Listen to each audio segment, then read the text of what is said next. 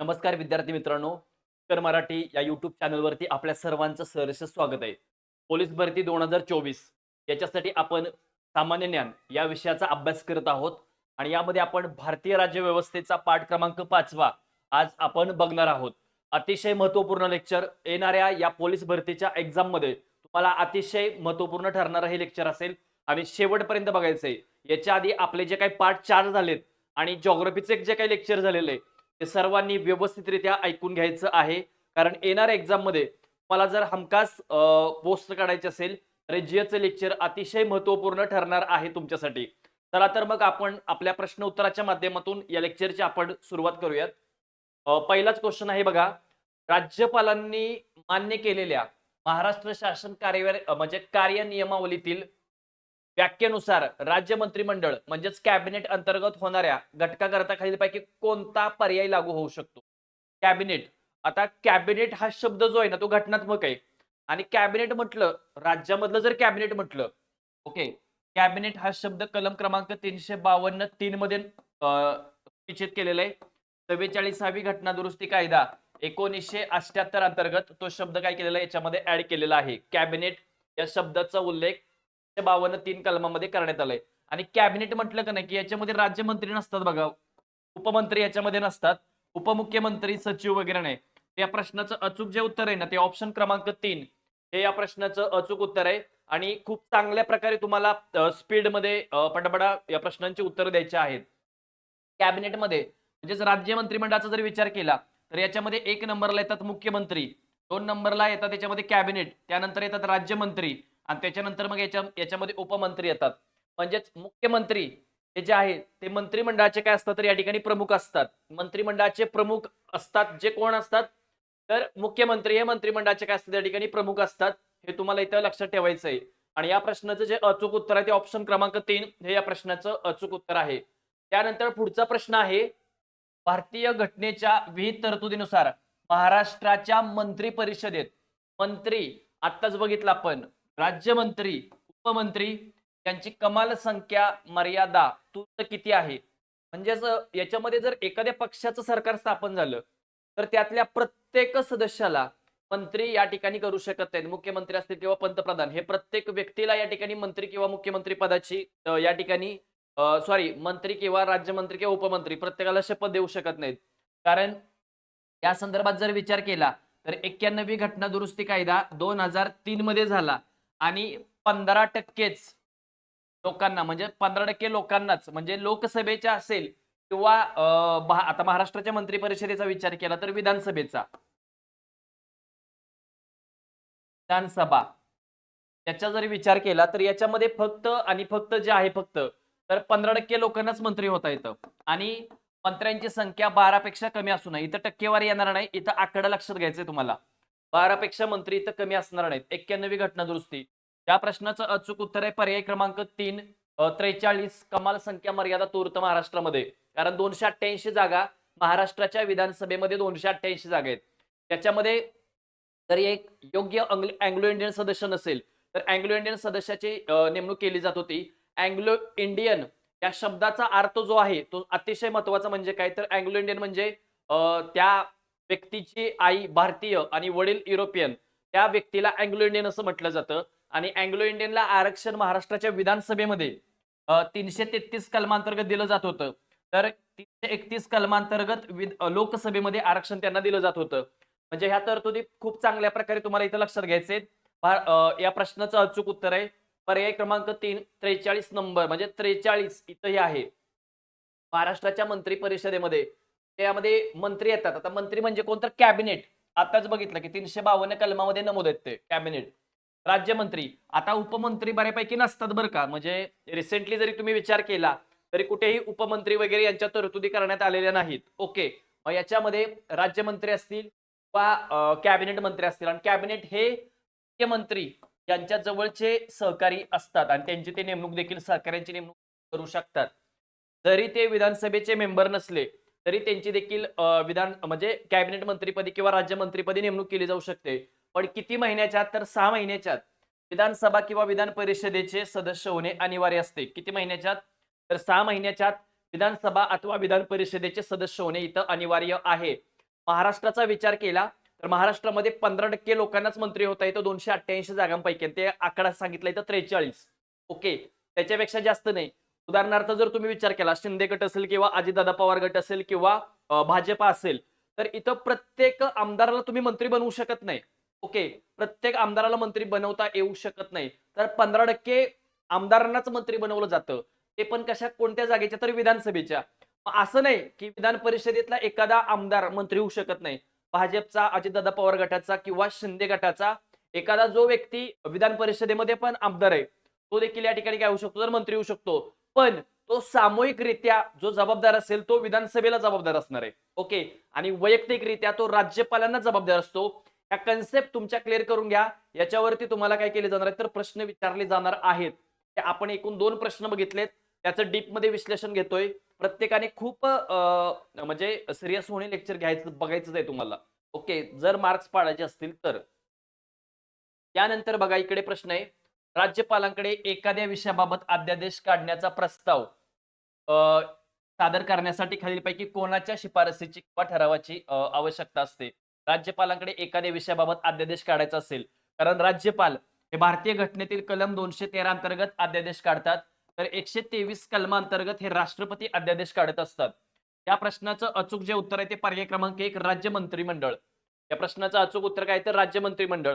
म्हणजे राज्य मंत्रिमंडळ असेल किंवा मुख्यमंत्री असतील त्यांच्याकडून ते विविध प्रकारचे सल्ले मागवू शकतात आणि तो सल्ला देणे त्यांच्यावरती बंधनकारक असते. या दोन्ही घटकावरती मंत्रिमंडळ असेल आणि मुख्यमंत्री असेल. हे भारतीय घटनेतील कलम 167 मध्ये सांगण्यात आलेले आहे. त्या कलमामध्ये सांगण्यात आले हे तर 167 नंबरच्या आर्टिकल मध्ये या बाबी काय केल्यात सांगण्यात आलेले आहेत. आता याच्यामध्ये बघा ही विधान परिषद दिले एकूण 6 राज्यामध्ये विधान परिषद आहे. विधानसभेचे सध्याचे अध्यक्ष राहुल नार्वेकर आहेत. मुख्यमंत्री सध्या आपल्या शिंदे गटाचे एकनाथ शिंदे साहेब हे आपल्या महाराष्ट्र राज्याचे आता सध्याचे मुख्यमंत्री आहेत. विधानसभेच्या अध्यक्षांचा विचार केला तर आता रिसेंटली खूप साऱ्या चर्चा होत्या राहुल नार्वेकर यांच्या आणि यांच्यावर देखील या ठिकाणी आयोग प्रश्न म्हणजे पोलीस भरतीला प्रश्न विचारला जाऊ शकतो. त्यामुळे प्रत्येकाने हे जे पॉइंट आहेत ना व्यवस्थित विचारात घ्यायचे आहेत.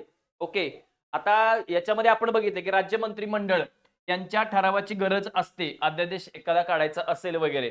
आता राज्य मंत्रिमंडळ म्हटलं की तुम्हाला माहिती आहे की याच्या मंत्रिमंडळाचे एकूण 3 प्रकार पडतात. आत्ताच आपण बघितलेलं आहे. 1 कॅबिनेट मंत्री, 2 राज्यमंत्री आणि 3 उपमंत्री. आता हे सरकार सरकार म्हणजे सरकारी ह्याच्यातल्या हे सरकार असतं लक्षात ठेवायचं आहे. आणि हे संयुक्तरित्या असेल म्हणजे सामूहिकरित्या हे विधानसभेला जबाबदार असतात. आणि विधानसभेच्या एकूण जागेच्या या ठिकाणी किती टक्के लोकांना मंत्री होता येतं तर 15% लोकांना मंत्री होता येतं विधानसभेच्या एकूण जागेच्या. तिथं दिली विधिमंडळ, विधानमंडळ तर हे शब्द चुकीचे आहेत. विधानसभेच्या एकूण जागेच्या 15% लोकांना या ठिकाणी मंत्री होता येतं, सदस्यांना मंत्री होता येतं. एखादा जरी विधानसभेमध्ये किंवा विधान परिषदेमध्ये सदस्य नसला तरी तो मंत्री होऊ शकतो. पण किती महिन्याच्या आत त्यांनी सदस्यत्व पद बहाल करणे आवश्यक आहे असा प्रश्न देखील पोलीस भरतीला विचारला गेलेला आहे. त्या प्रश्नाचं अचूक उत्तर आहे 6 महिन्याच्या आत. किती महिन्याच्या आत तर 6 महिन्याच्या आत या ठिकाणी त्यांनी सदस्य होणे अनिवार्य आहे. अन्यथा त्यांना जे काही मंत्रिपद मिळालेलं आहे ओके ते या ठिकाणी काय होतं त्यांचं मंत्रिपद जातं. हे देखील आपल्याला तितकंच व्यवस्थित लक्षात घ्यायचं आहे. ओके, नेक्स्ट क्वेश्चन, खालीलपैकी कोण राज्यपाल आणि मंत्री परिषद यांच्यामधला दुवा म्हणून भूमिका बजावत असतो. एखादा व्यक्ती राज्यपाल आणि मंत्री परिषद याच्यामध्ये जर विचार केला मंत्री परिषद राज्यपालांना बऱ्याच गोष्टी सांगत असतात आणि राज्यपाल त्यांच्यानुसार चालत असतात. 163 कलमामधील स्वेच्छाधीन अधिकार वगळता सगळ्या गोष्टी हे मंत्री परिषद म्हणजेच मंत्रिमंडळ आणि मुख्यमंत्री यांच्या पाळणे आवश्यक असते. या प्रश्नाचं अचूक उत्तर आहे मुख्यमंत्री. आता राज्यपाल इथे येऊ शकत नाही, सचिव येऊ शकत नाही, राज्य सरकार पण इथे येऊ शकत नाही. मुख्यमंत्री हे या प्रश्नाचं अचूक उत्तर आहे. खालील पैकी कोण इथं दिलेलं लक्ष ठेवायचं आहे. इथं प्रश्नाचं जे उत्तर आहे ओके इथं जर विचार केला तर या प्रश्नाचं अचूक उत्तर जे आहे ना ते मुख्यमंत्री या प्रश्नाचं अचूक उत्तर आहे. राज्यपाल आणि मंत्री परिषद यांच्यामधला दुवा म्हणून मुख्यमंत्री काम करत असतात. म्हणजेच राज्यपालांचा विचार केला तर कालपासून आपण खूप सारे त्यांच्या बाबतीत गोष्टी बघितल्यात 153 कलमापर्यंत. राज्यपाल यांची नेमणूक देशाचे राष्ट्रपती करतात आणि ते राष्ट्रपती यांच्या मर्जीतले पद असते. ओके, राज्यपाल यांची निवडणूक होत नाही. जनता यांना मतदान करत नाही, प्रत्यक्ष असेल अथवा अप्रत्यक्ष असेल, जनता यांना मतदान करत नाही. मंत्री परिषद हे 15% मंत्री, मुख्यमंत्री बहुमत पक्षाचा असेल अथवा एखादा मोठा पक्ष असेल, त्यातल्या एखाद्या व्यक्तीला मुख्यमंत्री पदाची शपथ दिली जाते आणि 30 दिवस म्हणजेच एका महिन्याच्या आत त्या व्यक्तीने विधानसभेमध्ये बहुमत प्राप्त करणे आवश्यक असते. कारण आपल्या देशाचं सरकार राज्याचं सरकार हे विधानसभेतून बनतं आणि एकूण 28 म्हणजे प्रत्येक राज्यामध्ये इथं विधानसभा आहे. विधान परिषद फक्त 6 राज्यामध्ये आणि 169 कलमांतर्गत एखाद्या राज्यामध्ये विधान परिषद स्थापन केली जाते अथवा रद्द केली जाते. त्याच्यासाठी त्या राज्याच्या विधानसभेने 2/3 बहुमताने आणि संसदेने 1/3 बहुमताने ठराव संमत करणे काय असते या ठिकाणी आवश्यक असते. त्यामुळे त्या प्रश्नाचं अचूक जे उत्तर आहे ते पर्याय क्रमांक 2 मुख्यमंत्री हे या प्रश्नाचं अचूक उत्तर आहे. मुख्यमंत्री हा राज्यपाल आणि डॅश यांच्यामधला दुवा म्हणून काम करत असतो. आता मुख्यमंत्री हा राज्यपाल आणि मंत्री परिषद यांच्यामधला दुवा म्हणून काय करत असतो या ठिकाणी काम करत असतो. या प्रश्नाचं अचूक जे उत्तर आहे ते ऑप्शन क्रमांक 4 हे या प्रश्नाचं अचूक उत्तर आहे. म्हणजेच बघा की तोच प्रश्न फक्त इकडे इथं स्लाइड वरती तो फिरवून आलेला आहे प्रश्न. म्हणजेच याच्यामध्ये आता विधानसभा महाराष्ट्र बाकीच्या गोष्टी पण लिहून ठेवा. 288 जागा विधान परिषदेमध्ये महाराष्ट्राच्या 78 जागा आणि भारताच्या लोकसभेमध्ये 543 जागा. आता सध्याच 7 टप्प्यामध्ये आपल्या भारताच्या लोकसभेच्या निवडणुका होणार आहेत आणि ह्या निवडणुका ज्या आहेत त्या 18व्या क्रमांकाची लोकसभा निवडणूक असणार आहे. याच्यामध्ये 50% प्लस 1 जागा ज्या पक्षाला मिळेल तो सरकार या ठिकाणी स्थापन करणार आहे लोकसभेमध्ये. सध्या आपल्या देशाचे पंतप्रधान नरेंद्र मोदी हे आपल्या देशाचे आता सध्याचे पंतप्रधान नरेंद्र मोदी आहेत, लक्षात घ्यायचंय. आणि सलग तिसऱ्यांदा वगैरे त्यांच्या नावाची चर्चा वगैरे चालू आहे. 543 ते विचार केला तर ज्या पक्षाला 50% प्लस 1 जागा मिळतात ते लोकसभेमध्ये आपलं सरकार बनवत असतात. कारण देशाचं सरकार लोकसभेत आणि राज्याचं सरकार विधानसभेतून बनत असतं. आता इथं मी जे काही महत्वाचे पॉईंट सांगणार आहे ते आपल्या नोटबुक मध्ये नोट डाऊन करून व्यवस्थित प्रकारे ठेवायचे तुम्हाला. लोकसभेमध्ये 543 जागा. सुरुवातीला इथं 2 अँग्लो इंडियन होते, आरक्षण कॅन्सल केलेले. ते 545 महत्तम जागा असतात तशा 552, पण सध्या जागा आहे त्याच्यामध्ये 543. किती जागा आहे त्याच्यामध्ये टोटल 543 एवढ्या जागा आहेत. लोकसभेच्या बाबतीमध्ये विचार केला तर सर्वोच्च कायदा बनवणाऱ्या 2 संस्था आहेत आपल्या देशामध्ये, एक लोकसभा आणि दुसरी राज्यसभा.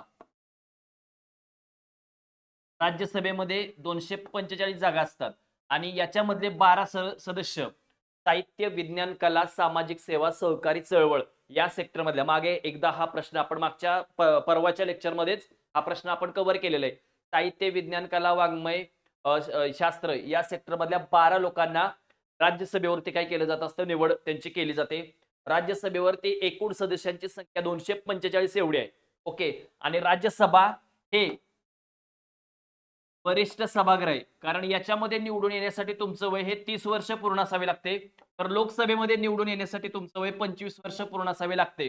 त्यामुळे लोकसभेला कनिष्ठ सभागृह असे म्हणतात. कुठलं सभागृह म्हणतात लोकसभेला? तर लोकसभेला कनिष्ठ सभागृह असे संबोधले जाते. याच्यामध्ये बघा इकडे आली परत विधान परिषद.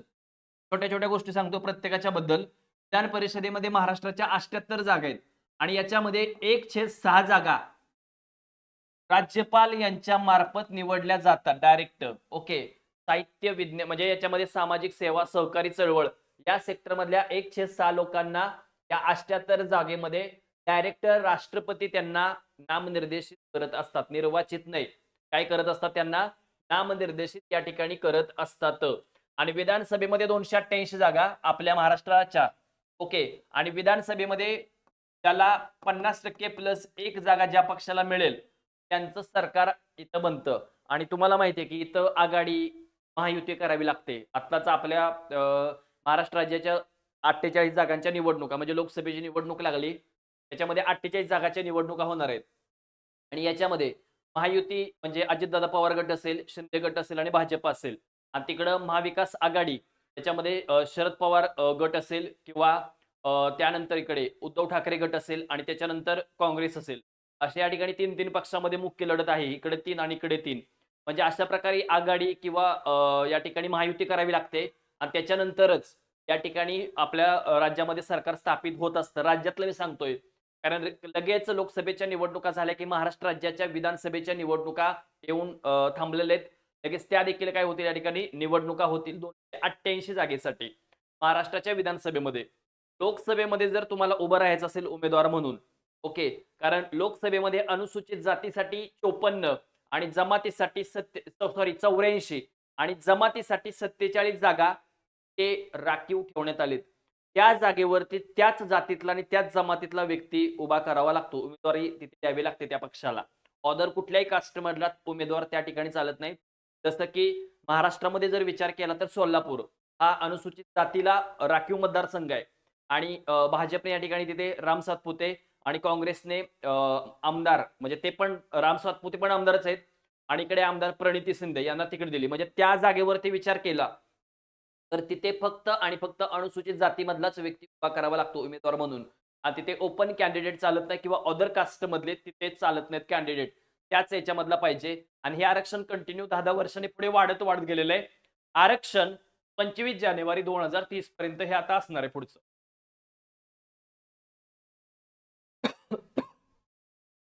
योग्य जोड्या लावा कलमे. त्याबाबत हा प्रश्न या ठिकाणी आहे, लक्षात घ्यायचंय तुम्हाला.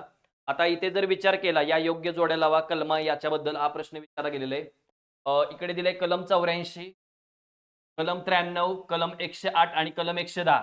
ओके. असे 4 कलमे या ठिकाणी इथं सांगण्यात आलेत. आता कलम 84 संसद सदस्यांची पात्रता इथं सांगण्यात आलेली आहे. कलम 93 लोकसभेचे सभापती आणि उपसभापती. कलम 108 संसदेची संयुक्त बैठक असते बघा. संसदेच्या बाबतीमध्ये संयुक्त बैठक होते. विधानसभेच्या बाबतीमध्ये संयुक्त बैठक होत नाही आणि संयुक्त बैठक हा प्रश्न एमपीएससीने या ठिकाणी विचारलाय. 108 कलमांतर्गत या ठिकाणी संयुक्त बैठक घेतली जाते आणि कलम 110 अंतर्गत धनविधेयकाची व्याख्या केली जाते.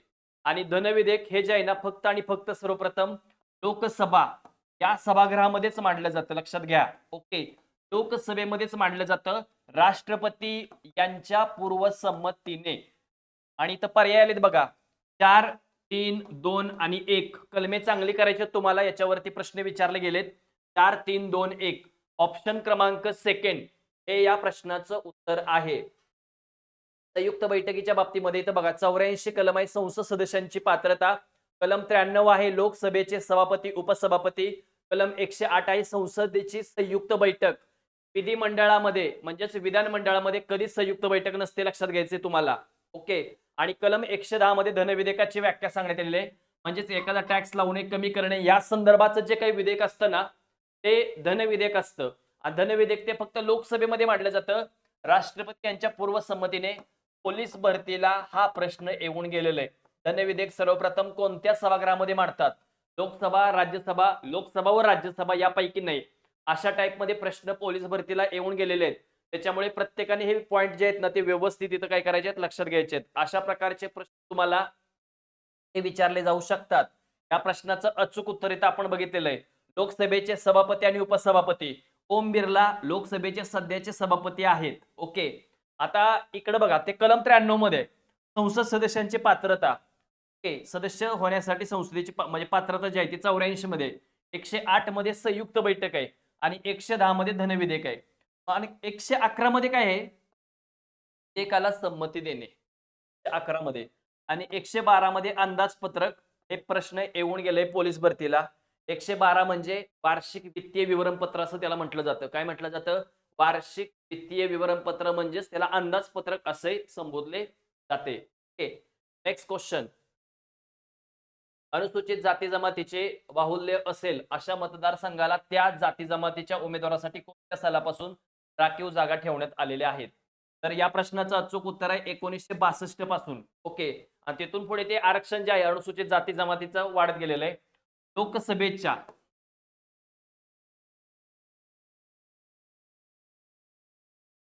543 जागांपैकी एससी आणि एसटीला राखीव जागा असतात. एससीला 84 आणि एसटीला 47 जागा राखीव ठेवण्यात आलेत. जागा 47 543 जागांपैकी लोकसभेच्या एकूण जागेच्या. ओके. आता तुम्ही जर महाराष्ट्राच्या विधानसभेमध्ये आला तर 288 पैकी 29 जागा SC आणि 25 जागा ST यांना राखीव ठेवण्यात आले. महाराष्ट्र या राज्यामध्ये. कुठल्या राज्यामध्ये? महाराष्ट्र या राज्यामध्ये एवढ्या जागा राखीव यांच्यासाठी ते ठेवण्यात आलेल्या आहेत. मग याच्यामध्ये उमेदवार जो आहे 1962 पासून आरक्षण कंटिन्यू 10-10 वर्षांनी ते काय केलं जातं? वाढवलं जात असतं. आणि सध्या हे आरक्षण महिलांना देण्यासाठी पण एक नारी शक्ती वंदन विधेयक मांडून ठेवलेलं आहे. आता ते नंतर लागू होईलच, पण अनुसूचित जाती जमातींना आरक्षण आहे. पण याच्यामध्ये मुख्यमंत्री असेल किंवा मंत्रिमंडळामध्ये असेल किंवा पंतप्रधान त्यांच्या मंत्रिमंडळामध्ये असेल, अनुसूचित जाती आणि अनुसूचित जमातीला राखीव जागा नसतात. ते ओपन ऑल म्हणजे सगळ्यांसाठी ते ओपन असतं. ओके. त्यासाठी कुठल्याही पदासाठी कारण तुम्ही स्थानिक स्वराज्य संस्थांमध्ये जर गेला, तर स्थानिक स्वराज्य संस्थांमध्ये तुम्हाला माहिती आहे ग्रामपंचायत हे महत्वाचा घटक आहे. पंचायत समिती आणि झेडपी म्हणजे जिल्हा परिषद. तर 2012लाच महाराष्ट्रामध्ये 2011-12 मध्येच ते ओव्हरऑल पूर्ण भारतामध्ये तर महिलांना जे 33% आरक्षण दिलं होतं ना, ते आता आरक्षण या ठिकाणी किती केलेलं आहे? महाराष्ट्रामध्ये 50% केलेलं आहे. टक्के केलेलं आहे बघा. ते आरक्षण जे आहे ना, ते 50% इथपर्यंत केलेलं आहे. 50% एवढं हे आरक्षण करण्यात आलेलं आहे. पर्यंतचे हे सगळे पॉइंट तुम्ही व्यवस्थित लक्षात घ्यायचे आहेत. भारताच्या पैकी कोणत्या खर्चाचा समावेश होत नाही, असं इथं विधान आहे. भारताच्या पुढीलपैकी कोणत्या खर्चाचा? आता लोकसभेचे अध्यक्ष, उपाध्यक्ष याच्यामध्ये येतात. उच्च न्यायालयाचे न्यायाधीश वेतन भत्ते हे राज्याच्या संचित निधीतून येतं.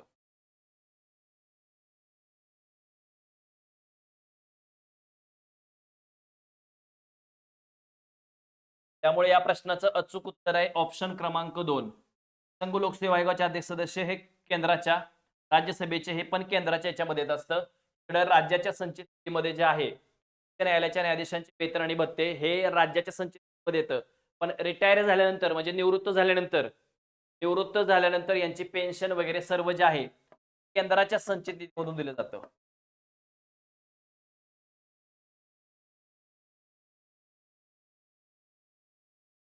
केंद्राच्या संचित निधीमधून दिले जाते रिटायर झाल्यानंतर. उच्च न्यायालयाच्या न्यायाधीशांची नेमणूक कालच्याच लेक्चरमध्ये घेतले आपण. राष्ट्रपती करतात. ओके. पण त्यांना शपथ देण्याचं काम राज्यपाल करतात. उच्च न्यायालयाचे मुख्य न्यायाधीश आणि इतर न्यायाधीश यांना शपथ राज्याचे राज्यपाल देतात. राज्यपालांना शपथ कोण देतात? राष्ट्रपती. राष्ट्रपतींना शपथ कोण देतात? कोर्टचे सरन्यायाधीश. सुप्रीम कोर्टच्या सरन्यायाधीशांना शपथ कोण देतं? राष्ट्रपती. सगळे वन लाईनर तुमचे क्लिअर पाहिजेत. अजून एकदा सांगतो. राष्ट्रपतींना शपथ सुप्रीम कोर्टचे सरन्यायाधीश देतात. सुप्रीम कोर्टच्या सरन्यायाधीशांना शपथ राष्ट्रपती देतात. राष्ट्रपती राज्यपालांना शपथ देतात. उच्च न्यायालयाच्या मुख्य न्यायाधीशांना इतर न्यायाधीशांना राज्यपाल शपथ देतात. तर उच्च न्यायालयाच्या न्यायाधीशांना आणि इतर न्यायाधीशांना म्हणजेच राष्ट्रपती शपथ देत असतात. ओके. Next question. नमूद केलेल्या प्रांतापैकी कुठल्या प्रांतात लोकसभेसाठी जागा तुम्हाला मी मागाशीच बोललोय, खूप वेळा बोललोय प्रत्येक लेक्चरमध्ये 84 जागा आहेत SCला, अनुसूचित जातीला. ओके. तर पहिला ऑप्शन दिलाय बिहार, दुसरा दिलाय ओडिसा, तिसरा दिलाय मध्य प्रदेश आणि चौथा दिलाय महाराष्ट्र. महाराष्ट्रामध्ये 5च जागा आहेत. मध्य प्रदेश या प्रश्नाचं अचूक उत्तर लक्षात घ्यायचंय. ओके. कुठलं राज्य? तर मध्य प्रदेशमध्ये सर्वाधिक जागा या अनुसूचित जातीला म्हणजे SC कॅटेगरीला जागा 84 राखीव म्हणजे टोटल 84, पण मध्य प्रदेशमध्ये विचार केला तर सर्वाधिक जागा राखीव तिथे सोडण्यात आलेले आहेत. त्याला SC कॅटेगरीला देण्यात आलेत आणि UP मध्ये सर्वाधिक SC कॅटेगरीला आहेत. महाराष्ट्रामध्ये लोकसभेच्या टोटल जागा आहेत 48. किती जागा आहेत बघा. लोकसभेच्या टोटल जागा आहेत महाराष्ट्रातून निवडून जाणाऱ्या 48. 80 जागा आहेत UPच्या लोकसभेत. टोटल जागा आहेत किती? 543. त्यातल्या 80 जागा UPतून निवडल्या जातात आणि महाराष्ट्रातून 48 जागा निवडल्या जातात. किती जागा निवडल्या जातात? तर 48. 48 पैकी 5 जागा अनुसूचित जाती आणि 4 जागा अनुसूचित जमातीला दिल्या जातात. म्हणजे टोटल 9 जागा ह्या अदर म्हणजे इतर मागासवर्गीय लोकांसाठी असतात. आणि महाराष्ट्राच्या विधानसभेमध्ये 29 आणि 25 जागा राखीव आहेत. हे वेगळं आहे, ते वेगळं आहे. नाहीतर तुमचं इथे कन्फ्युजन होऊन जाईल दोन्हीच्या बाबतीमध्ये पण. ओके. हे आपल्याला माहित असलं पाहिजे याच्या बाबतीमध्ये. नेक्स्ट क्वेश्चन आहे. संसदेत मंजूर केलेल्या 95व्या घटना दुरुस्तीच्या कायद्याने पुढील काय काय झालेलं आहे? 95वी घटना दुरुस्ती कायदा 2009 मध्ये झालेलं आहे. कधी झालेलं आहे? 95वी घटना दुरुस्ती. कारण आपण खूप वेळा म्हणतो की आरक्षण आणि फक्त सुरुवातीला 10 वर्ष होतं, नंतर ते वाढवलं. कारण 10 वर्ष जरी आरक्षण दिलं गेलं असलं ST कॅटेगरीला विधानसभेमध्ये किंवा लोकसभेमध्ये तर प्रत्येकी 10 वर्षांनी एखादी घटना दुरुस्ती करून ते आरक्षण पुन्हा 10 वर्षांनी वाढवलं जातं. तसंच 95वी घटना दुरुस्ती 2009 मध्ये झाली आणि आरक्षण 25 जानेवारी 2020 पर्यंत अनुक्रमे विधानसभा आणि लोकसभेमध्ये अनुसूचित जाती आणि जमातीचं आरक्षण 2025 जानेवारी 2030 पर्यंत 20 पर्यंत वाढवलं. आणि त्याच्यानंतर लगेच 104 क्रमांकाची घटना दुरुस्ती झाली आणि आरक्षण 2020 वरून 2000 पर्यंत वाढवलं 25 जानेवारी. म्हणजे प्रत्येकी 10 वर्षांनी हे आरक्षण वाढवण्यात आले. लोकसभा आणि राज्य विधानसभेतील आरक्षणाची मुदतवाढ 50 वर्षावरून 70 वर्ष झाली आणि आता 70 वर्षावरून 80 वर्ष झालेले कलम क्रमांक 334 आणि घटना दुरुस्ती 104 आता 70 वरून इकडे 80 झालेले. म्हणजे 10 वरून 20 वर्ष वाढवलं, 20 वर्षावरून 30 वाढवलं, 30 वर्षावरून 40 वर्ष वाढलं, 40 वरून 50, 50 वरून 60, 60 वरून 70 आणि 70 वरून आता झालेत 80. हे 1950 पासून संविधान जे झालंय आपलं अंमलबजावणी. ओके. 26 नोव्हेंबर 1949 मध्ये आपण घटनेची सुरुवात केली आणि त्या घटनेची अंमलबजावणी ही 26 जानेवारी 1950 झाली आणि 50 पासून आरक्षण हे 60 वर्षापर्यंतच होतं, 10 वर्षापर्यंत. 60चं 1960 पासून 1970 पर्यंत परत वाढवलं. 1970 पासून 1980 पर्यंत परत वाढवलं. 1980 पासून 1990 पर्यंत परत वाढवलं. 1990 पासून पुन्हा 2000 झालं. 2000 पासून 2010 झालं. 2010 पासून 2020 झालं आणि आता 2024 मध्ये आपण आहे. 2020 पासून हे 25 जानेवारी 2030 पर्यंत असणार आहे. 104 क्रमांकाची अमेंडमेंट घटना दुरुस्ती लक्षात घ्यायचं आहे. या प्रश्नाचं अचूक उत्तर आहे ऑप्शन क्रमांक सेकंड. खूप सारे पॉइंट तुमचे मी व्यवस्थित करतोय. हे लेक्चर तुम्ही रिपीट करायचंय की ज्याच्यामुळे तुमचे बरेच पॉइंट इथे कव्हर होतील. दोन्ही सभागृहामध्ये मतभेद. आता दोन्ही सभागृह म्हणजे फक्त संसदच लक्षात घ्यायचे. कारण संसदेमध्येच संयुक्त बैठकीची तरतूद आहे. बाकीच्या कुठल्याही सभागृहामध्ये संयुक्त बैठकीची तरतूद नाही. आजपर्यंत डॅश वेळा संयुक्त बैठक घेण्यात आली. पहिला ऑप्शन आहे 5, 3, 4 आणि 2. ओके.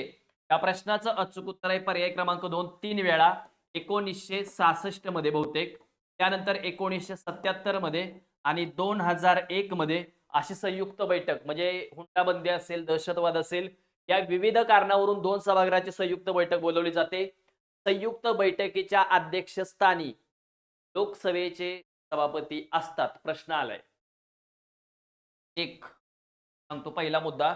जेव्हा लोकसभेची आणि राज्यसभेची संयुक्त बैठक बोलावली जाते, लोकसभेची आणि राज्यसभेची जेव्हा संयुक्त बैठक बोलावली जाते तेव्हा त्याच्या अध्यक्षस्थानी लोकसभेचे सभापती असतात. कोण असतात? लोकसभेचे सभापती असतात. ते जर नसतील तर दुसरा उपसभापती होतात लोकसभेचे. आणि मुद्दा तिसरा, हे दोघही नसतील तर राज्यसभेचे उपसभापती अध्यक्ष होतात. पण राज्यसभेचे सभापती हे अध्यक्ष होत नाहीत. का? राज्यसभेचे सभापती हे अध्यक्ष होत नाहीत कारण ते सभागृहाचे ते देशाचे राष्ट्रपती असतात. 64 देशाचे उपराष्ट्रपती हे राज्यसभेचे पदसिद्ध सभापती असतात. देशाचे राष्ट्रपती हे राज्यसभेचे पदसिद्ध सभापती असतात. हे तुम्हाला इथं लक्षात ठेवायचं आहे. हे कलम 64 आणि 89 मध्ये पण या तरतुदी आहेत. ओके. संयुक्त बैठक बोलवण्याचा अधिकार कोणाला असतो? असा जर भरतीला तुम्हाला येणारा प्रश्न आला तर संयुक्त बैठक बोलवण्याचा अधिकार राष्ट्रपती आणि हा त्यांचा कायदेविषयक अधिकार आहे. कोणता अधिकार आहे राष्ट्रपतींचा? तर तो कायदेविषयक अधिकार आहे. हे माहित असलं पाहिजे. 66 मध्ये, 1977 मध्ये आणि 2001-2 मध्ये आतापर्यंत एकूण 3 वेळा संयुक्त बैठक इथे बोलवण्यात आली. किती वेळा? 3 वेळा संयुक्त बैठक बोलवण्यात आलेली आहे. Next question. राष्ट्रपती लोकसभेकरता कोणत्या समाजाच्या 2 सदस्यांची नियुक्ती करतात? तर अँग्लो इंडियन. पण 104 क्रमांकाच्या घटना दुरुस्तीने ते आरक्षण कॅन्सल केले. त्यामुळे आता अँग्लो इंडियन नसतात. लोकसभेत 2 असतात आणि राज्याच्या विधानसभेमध्ये 1 असतात. आता अँग्लो इंडियन म्हणजे आई भारतीय आणि वडील युरोपियन, त्यांचं जे अपत्य असतं त्याला अँग्लो इंडियन असे म्हणतात. काय म्हणतात त्यांना? अँग्लो इंडियन असे त्यांना संबोधले जाते.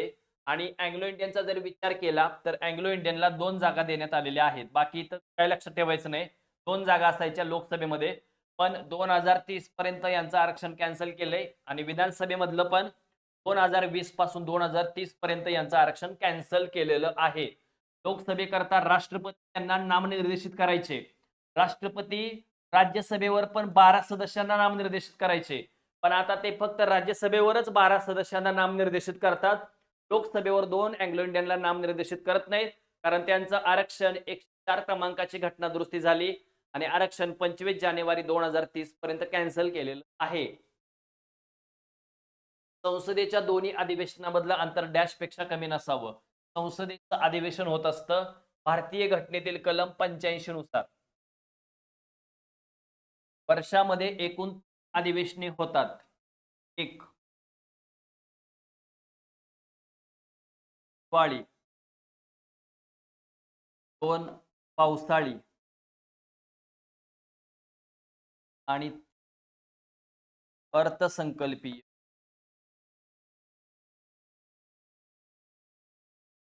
अशी एकूण 3 अधिवेशनं असतात. 2 अधिवेशनामधलं अंतर 6 महिन्यापेक्षा 6. पर्याय क्रमांक 4 हे या प्रश्नाचं उत्तर आहे. 6 महिन्यापेक्षा या ठिकाणी 2 अधिवेशनामधलं अंतर जे आहे ते कमी असू नये. 6 महिन्यापेक्षा पावसाळी, हिवाळी आणि अर्थसंकल्पीय उन्हाळी अधिवेशन कधीच होत नसतं. हे चालू उन्हाळी अधिवेशन असतं कुठं. हे 3 अधिवेशने होत असतात. 85 कलमांतर्गत जेव्हा अधिवेशन भरतं निवडणुकीनंतर त्याला अभिभाषण राष्ट्रपती देतात तिथे करतात. आर्थिक वर्षातलं जे पहिलं अधिवेशन होतं कुठलं पण असू द्या. मग आर्थिक वर्षातलं पहिलं अधिवेशन कोणतं असतं? त्याच्यामध्ये पावसाळी अधिवेशन. त्याला पण संबोधित करण्याचं काम आपल्या देशाचे राष्ट्रपती करत असतात. हे संसदेच्या दोन्ही सभागृहाचं अधिवेशन कलम क्रमांक 85. जेव्हा डॅश अविश्वास ठराव संमत होतो. ओके. तेव्हा मंत्री परिषद बरखास्त होते. आता अविश्वासाचा ठराव जेव्हा लोकसभेतच मांडला जातो, कारण तो राज्यसभेचा काही संबंध नाही. सामान्य लोकात किंवा संसदेत. तर अविश्वासाचा प्रस्ताव हा फक्त आणि फक्त लोकसभेत मांडला जातो. कारण लोकसभेतून आपल्या देशाचं सरकार बनतं. सरकार केंद्रीय सरकार हे लोकसभेमध्ये बनतं. त्या पक्षाला 543 पैकी 50% जागा भेटल्यात, ते सरकार बनवलं जातं. ते अविश्वास प्रस्ताव हां, त्या सभागृहामध्ये मांडावा तर लोकसभेमध्ये मांडला जातो. राज्यसभेत संबंध येत नाही अविश्वास प्रस्तावाच्या बाबतीमध्ये. आतापर्यंत खूप साऱ्या सरकारवरती अविश्वास प्रस्ताव देखील मांडण्यात आलेला आहे. त्याच्यामध्ये सर्वाधिक वेळा काँग्रेसवरती, आता रिसेंटली भाजपवरती देखील मांडण्यात आला होता. पण तो पारित होऊ शकत नाही कारण संसदेमध्ये फुल मेजॉरिटी आहे. जे लोकसभेमध्ये मेजॉरिटी आहे त्यांची. ओके. हे इथपर्यंत लेक्चर आपण आजचं कव्हर केलेलं आहे. लेक्चर कसं वाटलं प्रत्येकाने चॅट बॉक्समध्ये सांगायचंय. येणाऱ्या खूप साऱ्या लेक्चर्समध्ये आपण बऱ्याच गोष्टी कंटिन्यू क्लिअर करणार आहे. त्याच्यामुळे प्रत्येकाने लेक्चर्स व्यवस्थित करायचे आहेत. नक्कीच तुम्हाला या सर्व लेक्चरचे फायदे होणार आहेत. चालेल, मग आता आपण इथे थांबूयात. धन्यवाद.